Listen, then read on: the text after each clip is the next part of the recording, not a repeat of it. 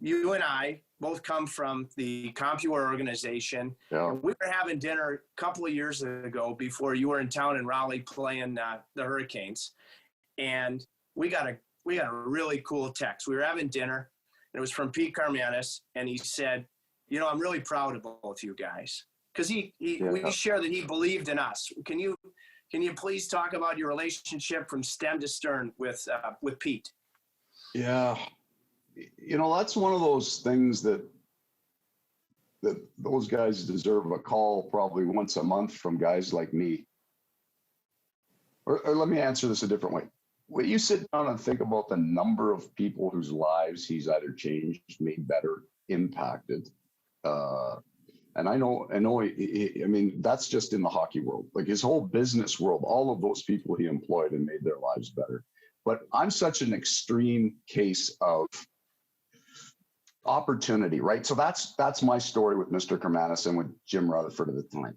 Every time I turned around, I got another opportunity. So the quick story is that I got retired as an overage in major junior, which was a big deal in my life, right? My career had come to an end, and I was given the opportunity to be an assistant coach, and I liked it. Like I felt like it was fun, right? So Tom Webster, the late Tom Webster, who passed away this year, is the head coach. And at the banquet at the end of the year, Mr. Karmanos comes over to me and he says, "How did you enjoy it?" And which seems normal, right? Except that he's the owner of the team, right? I'm an assistant coach of a junior. If he never had to talk to me, like nobody would have thought twice. Anyway, I said, "I loved it, Pete." And he turned. I said, "I'd like to do it again." And he turned and he said to me, "You'll have a job because you want it."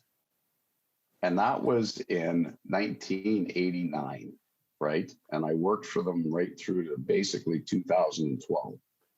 So everything that I have now, all the opportunity that I was given. So I ended up being the head coach of their junior team a few years later. I ended up being head coach and GM of their junior team a year after that, assistant coach in Hartford a year after that, and head coach. Like in 4 years, I think I had 4 different jobs, all because I think Pete and Jimmy are a little bit crazy, right? But they, right from the get-go, what they thought was true, they stuck with. Like if they believe something, right, and hiring a 28-year-old kid to coach a NHL team is insane, and then sticking with them as long as they did is insane.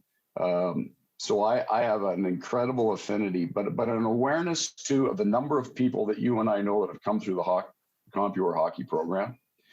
The impact that having a program like that, Andrew Kopp, who's on my team now, the years and years and years of this. So I come through it. Andrew Kopp, now one of my players, 30 years later comes through it. The impact that man has had on people's families and lives can't be overstated. What makes Pete Karmanos, having been inducted a few years ago, a Hall of Famer? His people skills isn't the right word. His ability to connect with people, right? So what he would do is when things were really lousy for me or the team, Pete would fly in and then he'd grab me for 10 or 15 minutes. And by the time he walked out of the door, I was energized, relaxed. I'd probably laughed a little bit. He'd have given me at least one shot about something I did that he didn't like, but he had that ability in 15 minutes to make it right in my world.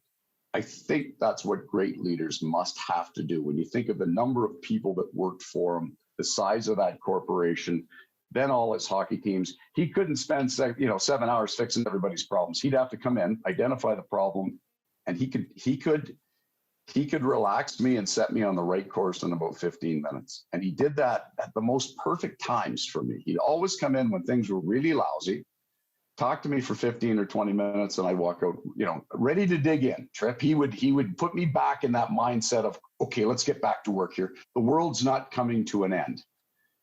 That's part of what makes him a great leader, I think. The other is Pete kind of exudes this joy of life, and it was manifest in his joy of the game. He got fired up, man. He wanted to win. He loved the game of hockey, but he also seemed to walk around like he loved the game of life, right? Like he had lots of juice, lots of energy for it, and it would just osmosis, right? It would just seep in. So I got all the time. Your podcast isn't nearly long enough to tell you all the things that the impact that man's had on my life, and I owe him more Christmas cards, that's for sure.